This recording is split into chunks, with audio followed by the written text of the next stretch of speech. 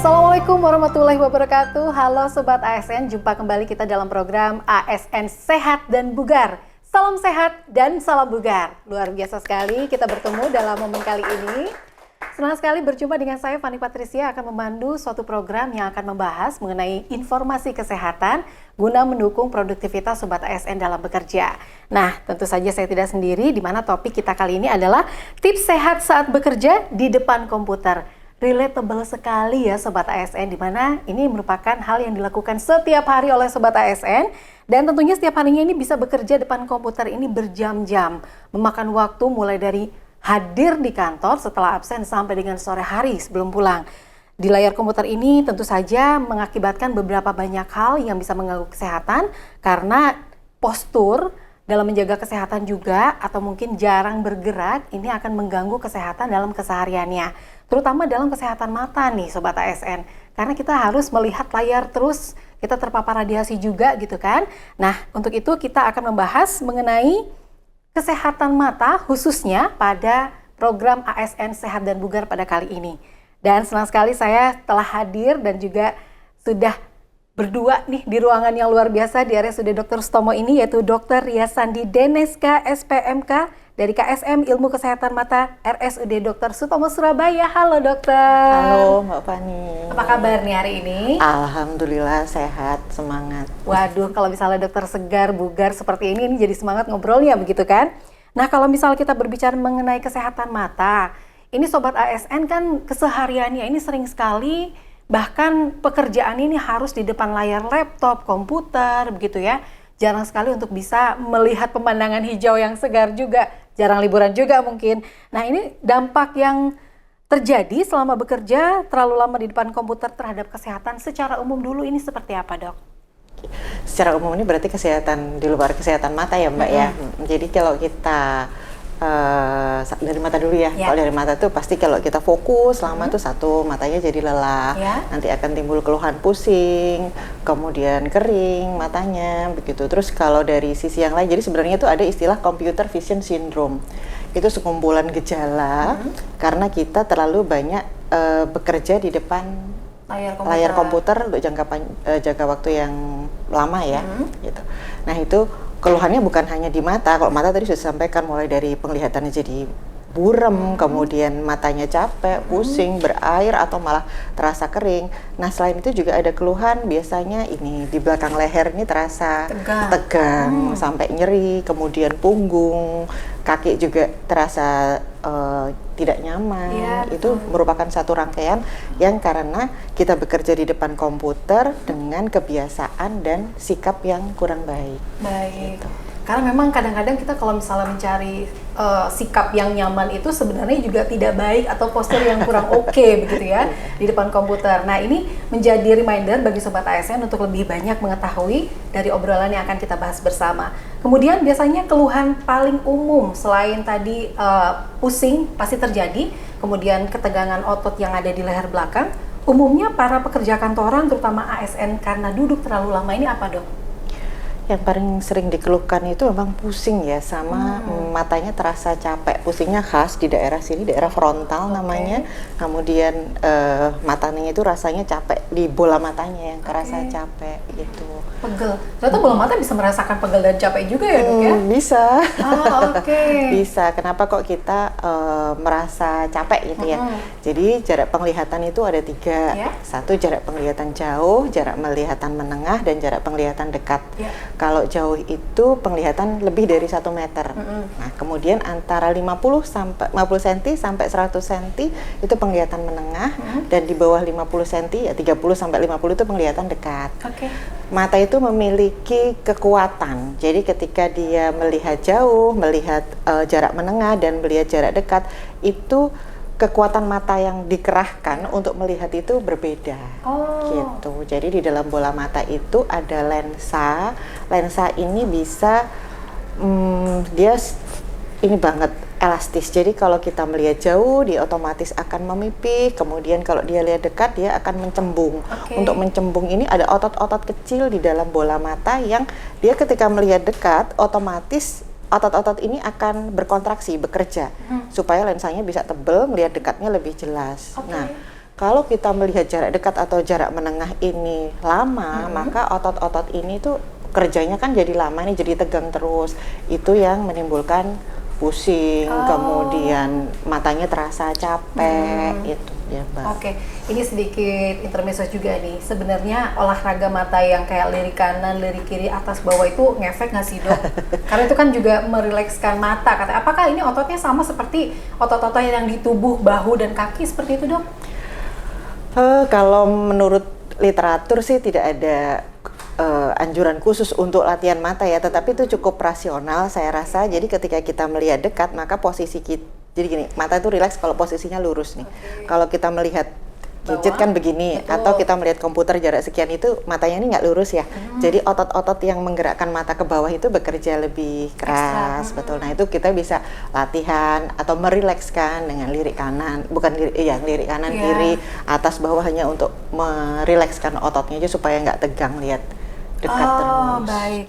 Nah kalau misalnya kita olahraga tubuh sendiri ini begitu untuk merilekskan otot, ini kan jadi satu bagian dari kesehatan mata dan juga tubuh juga ya dok ya.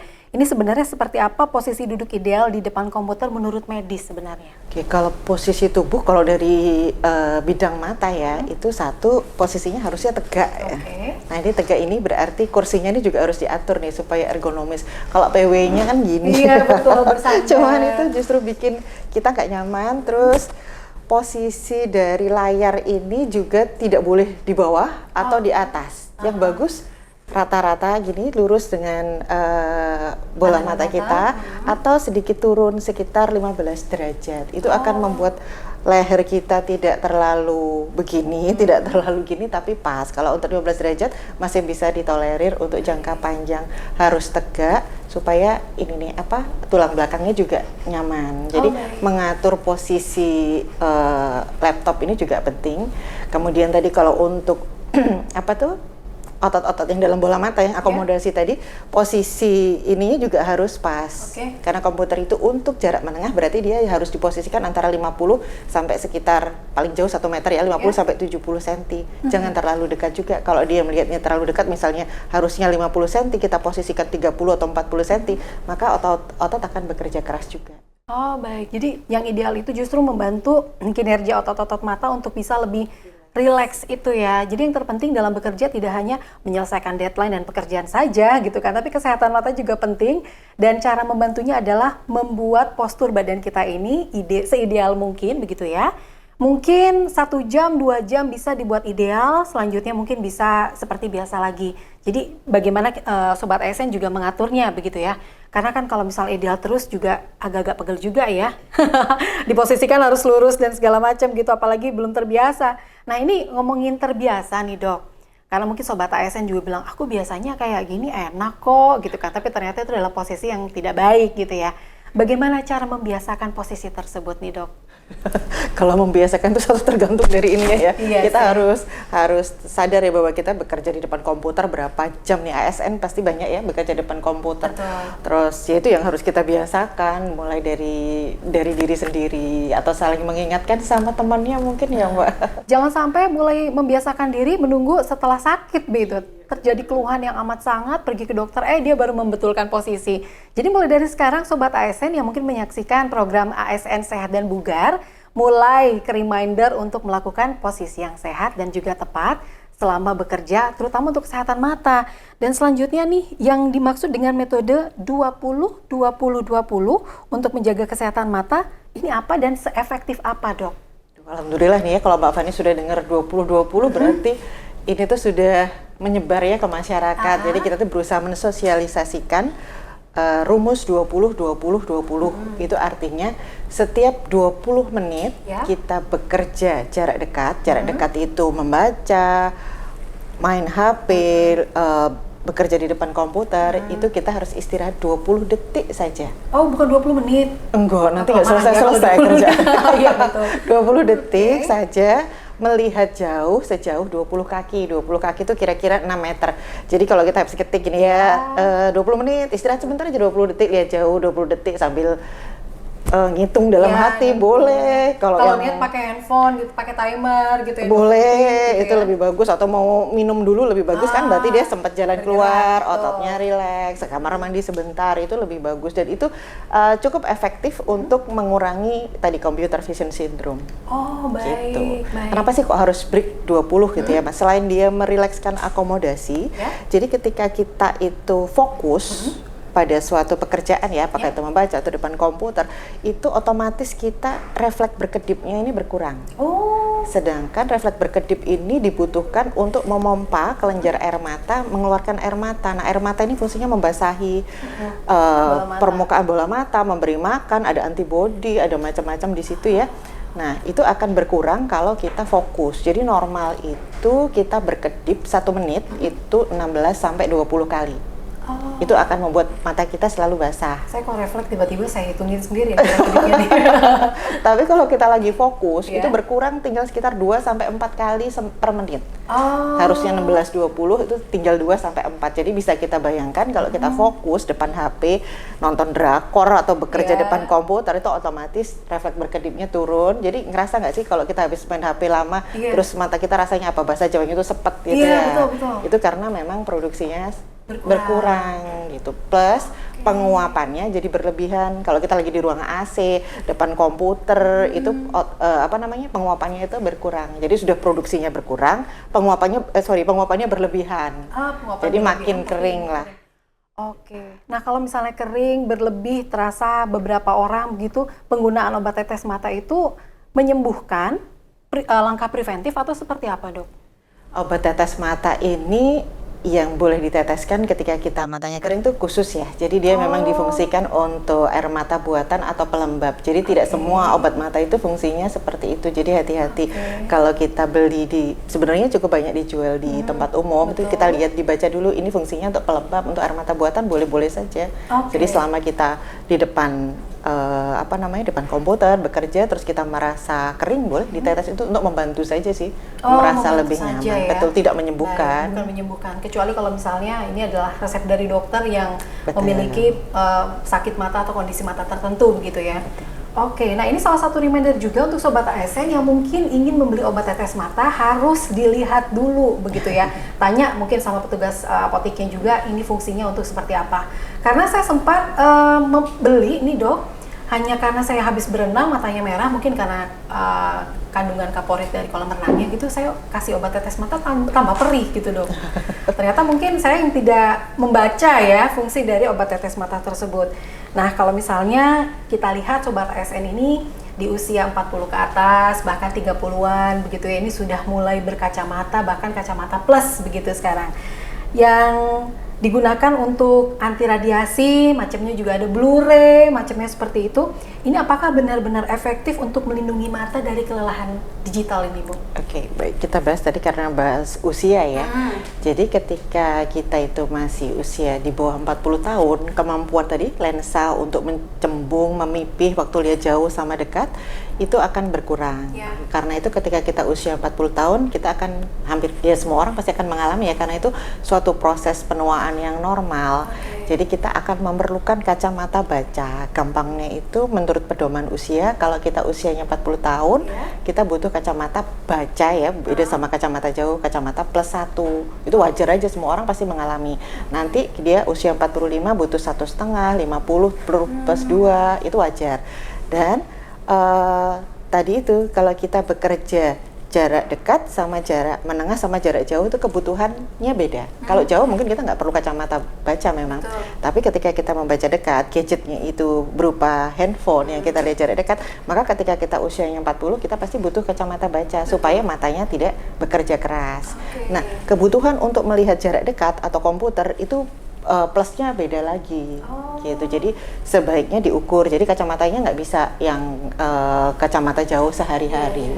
Cuman perlu diingat bahwa kacamata ini harus kita pakai. Jadi meskipun itu anak kecil, dewasa muda, orang tua, apalagi yang usia di atas 40 tahun, kalau dia memang ada minus, ada silinder, itu sebaiknya dipakai ketika memakai ketika bekerja di depan depan komputer, betul. Jadi harus dikoreksi betul. Jadi matanya ini sudah dalam kondisi rileks ketika pakai kacamata. Itu tidak akan memperberat kerja kita ketika di depan komputer atau handphone. Ketika dia usianya lebih dari 40 tahun, maka perlu ditambahkan kacamata baca.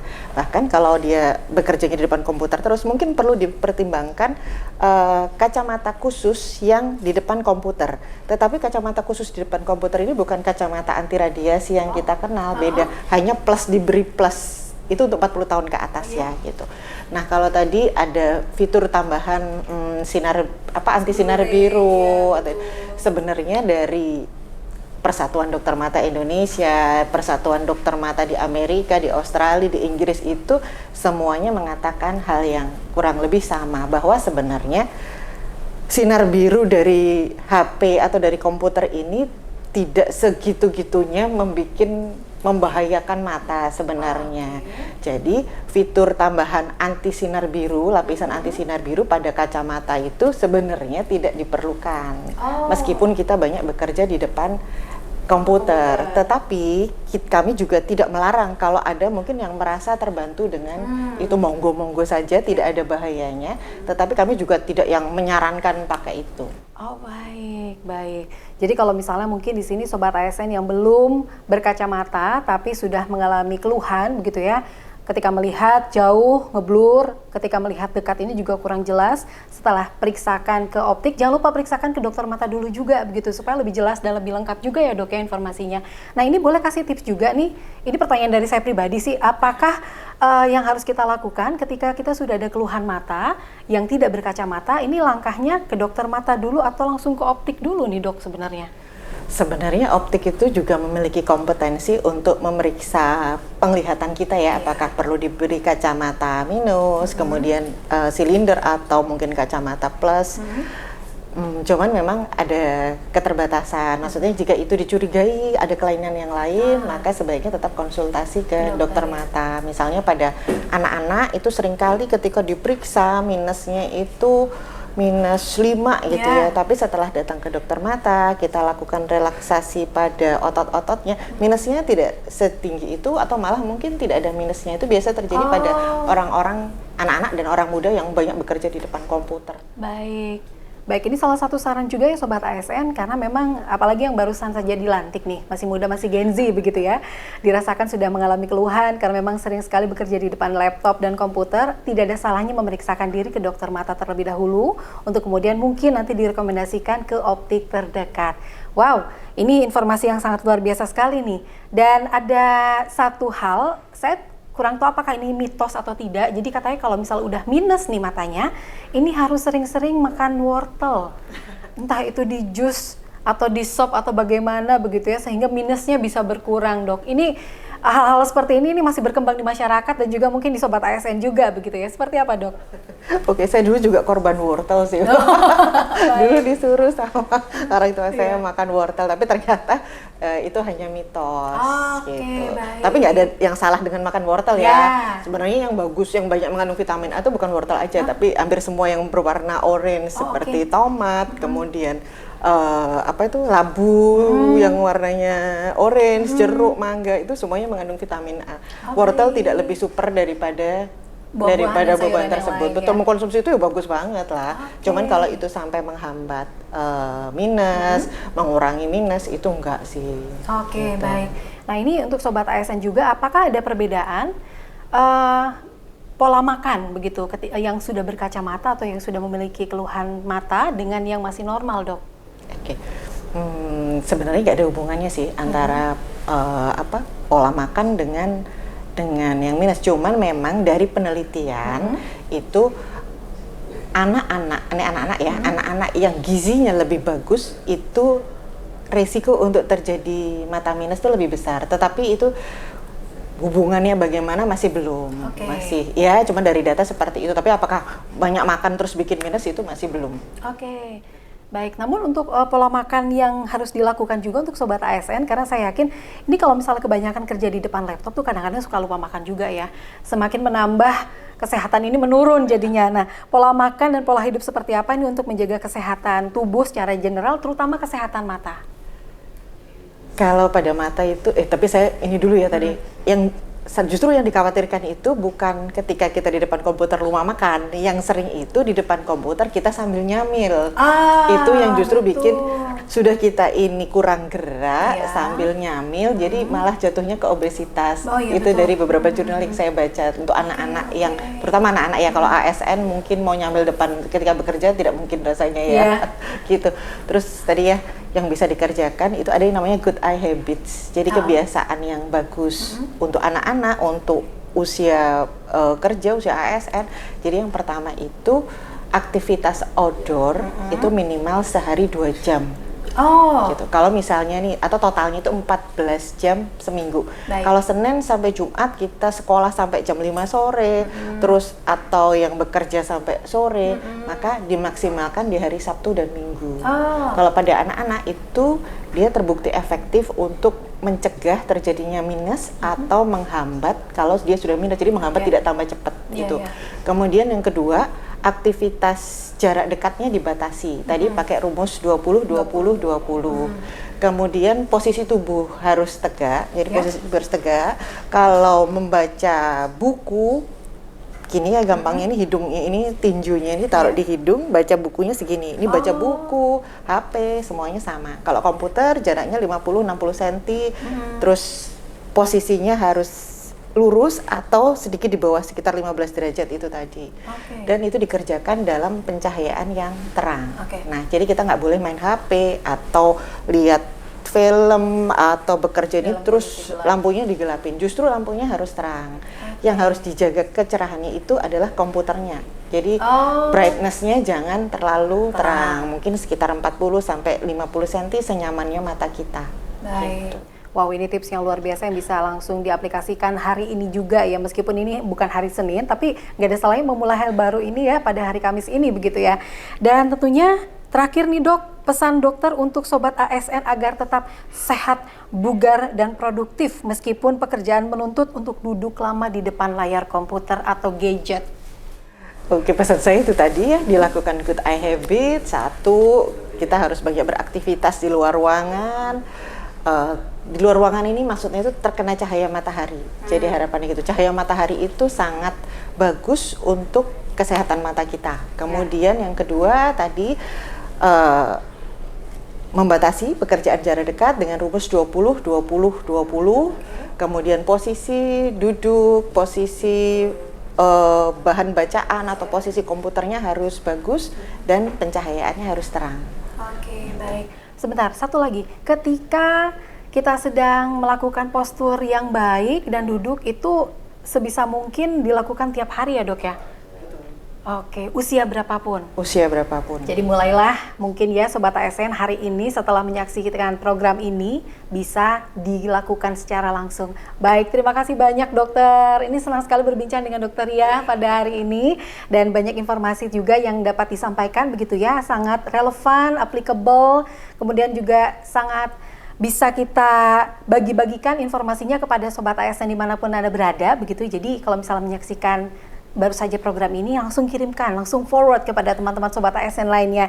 Dan kita sudah sampai ke penghujung acara dari program ASN Sehat dan Bugar pada kali ini. Terima kasih banyak Sobat ASN yang sudah menyaksikan dan juga dokter yang sudah berbagi ilmu serta informasi tips untuk kita semua. Podcast atau program ASN Sehat dan Bugar dipersembahkan oleh Kompu SDGs BPSDM Provinsi Jawa Timur yang bekerja sama dengan RSUD Dr. Sutomo Surabaya. Dan tentu saja salam sehat, salam bugar bersama RSUD Dr. Sutomo, masyarakat sehat dan menyehatkan. Sampai jumpa. Wassalamualaikum warahmatullahi wabarakatuh. Sampai jumpa lagi dalam program berikutnya.